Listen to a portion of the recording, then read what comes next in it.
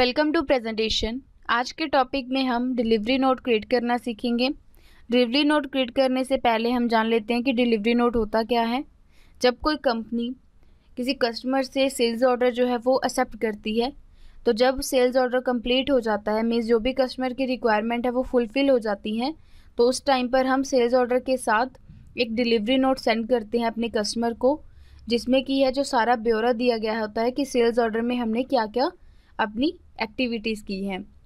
अगर जो delivery note है वो कस्टमर की तरफ से पास हो जाता है, तो उस टाइम पर क्या होता है कि जो हमारी सेलिंग प्रोसेस है वो कंप्लीट मानी जाती है। तो चलिए हम यहाँ पर जानते हैं कि हम उसे कैसे क्रिएट करेंगे। पहले आप फीचर्स पर क्लिक करेंगे, यहाँ से सिलेक्ट करेंगे inventory features, then enter press करेंगे। यहाँ पर आप अदर्स में जाएंगे, ये हमने पहले से सेटिंग्स की है। यूज़ ट्रैकिंग नंबर्स को आप येस करेंगे, यूज़ रिजेक्शन इनवर्ड आउटवर्ड को भी आप येस करेंगे और स्क्रीन को एक्सेप्ट करवा देंगे। इससे क्या होगा कि हमारा जो डिलीवरी नोट है वो क्रिएट हो जाएगा। अब हम इन्वेंट्री वाउचर्स में चलते हैं, एंटर प्रेस करेंगे। आप देखेंगे स्टॉक जनरल की विंडो ओपन हो जाएगी। यहाँ से हम डिलीवरी नोट को ओपन करना चाहते हैं, तो आप देखेंगे बटन बार में डिली नोट लिखा है। ये शॉर्ट फॉर्म है डिलीवरी नोट की। आप कीबोर्ड से ऑल के साथ F8 की को प्रेस करके भी इसे ओपन कर सकते हैं। हमने डिली नोट पर क्लिक किया तो आप देखेंगे डिलीवरी नोट ओपन हो जाएगा। यहाँ से हम एंटर प्रेस करेंगे, पार्टी का नेम एंटर करेंगे जिस पार्टी के लिए हम डिलीवरी नोट क्रिएट कर रहे हैं। यहाँ से हमने सिलेक्ट किया A to Z ट्रेडर्स। इसकी डिटेल्स आप एंटर भी कर सकते हैं, order detail, dispatch detail, buyer detail, और इसे स्किप भी कर सकते हैं। अब हम यहाँ पर एंटर करते हैं सेल्स अकाउंट। आइटम में हम आइटम एंटर करते हैं। सपोज हम यहाँ से लेते हैं आइटम 3, इसका हम ट्रैकिंग नंबर ले लेते हैं 1, देन इसका हम ऑर्डर नंबर लेते हैं, वो भी हम 1 ले लेते हैं। तो आप देखेंगे कि 50 पीसीज इसकी एक्चुअल जो क्वांटिटी है वो है। यहाँ पर हम इसकी 1000 कर देते हैं और इसका रेट है 2, और आप देखेंगे कि इसका जो अमाउंट है वो आपके पास कैलकुलेट होकर ऑटोमेटिकली आ जाएगी। अब हम 1 बाय 1 एंटर प्रेस करते जाएंगे और इस डिलीवरी नोट को एक्सेप्ट करवा लेंगे। इसे एक्सेप्ट करवाने से पहले हम एक बात का यहाँ पर ध्यान रखेंगे कि कई बार क्या होता है कि हमारा जो डिलीवरी नोट है जो हमने कस्टमर को सेंड किया है वो पास नहीं होता है। वो पास क्यों नहीं होता है, इसका रीज़न क्या है कि जो कस्टमर है उसकी कोई रिक्वायरमेंट जो है वो फुलफ़िल नहीं होती। तो उस टाइम पर हमें रिजेक्शन नोट की रिक्वायरमेंट होती है। रिजेक्शन भी हम 2 टाइप से कर सकते हैं, rejection in and rejection out. Rejection in हम सेल्स ऑर्डर में यूज़ करते हैं, रिजेक्शन आउट हम परचेज ऑर्डर में यूज़ करते हैं। तो हम इसे पहले एक्सेप्ट करवाते हैं। अब हम यहाँ पर रिजेक्शन इन को यूज़ करेंगे। उसे आप कैसे ओपन करेंगे, आप बटन बार में देखेंगे यहाँ पर लिखा है REG इन, मीन्स रिजेक्शन इन, या फिर आप कीबोर्ड से F6 प्रेस करके भी इसे ओपन कर सकते हैं। रिजेक्शन इन का वाउचर आपके पास ओपन हो जाएगा। यहाँ से आप लेजर अकाउंट में से अपनी कंपनी का नाम देंगे, जिस कंपनी कस्टमर का नाम देंगे और एड्रेस देंगे जिस कस्टमर को आप अपना जो रिजेक्शन इन है वो सेंड कर रहे हैं। देन आप यहाँ से इसकी डिटेल्स भी एंटर कर सकते हैं। यहाँ से हमने आइटम 3 सिलेक्ट किया, जिस आइटम का हम रिजेक्शन इन सेंड कर रहे हैं। इसका ट्रैकिंग नंबर आप देखेंगे इसने बाय डिफ़ॉल्ट पिक कर लिया है। इसकी जो सारी डिटेल्स हैं वो इसने बाय डिफ़ॉल्ट पिक कर ली हैं। यहाँ पर हम वो अमाउंट्स देंगे जो भी हमारी आइटम्स हैं वो रिजेक्ट हो चुकी हैं। सपोज हमने यहाँ पर दिया 200, तो आप देखेंगे कि इस तरह से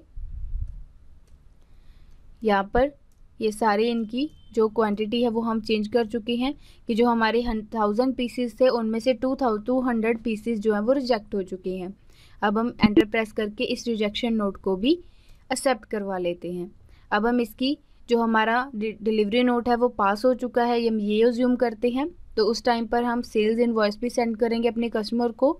तो हम यहाँ पर एस्केप प्रेस करते हैं, अकाउंटिंग वाउचर्स पर आएंगे। यहाँ से हम करते हैं सेल्स को आप कैसे ओपन कर सकते हैं, सेल्स वाउचर को F8 की प्रेस करके या बटन बार में से सेल्स पर क्लिक करके। हमने सेल्स पर क्लिक किया, आपका सेल्स वाउचर ओपन हो जाएगा। यहाँ से हम पार्टी नेम एंटर करते हैं, हमने किया A to Z ट्रेडर्स।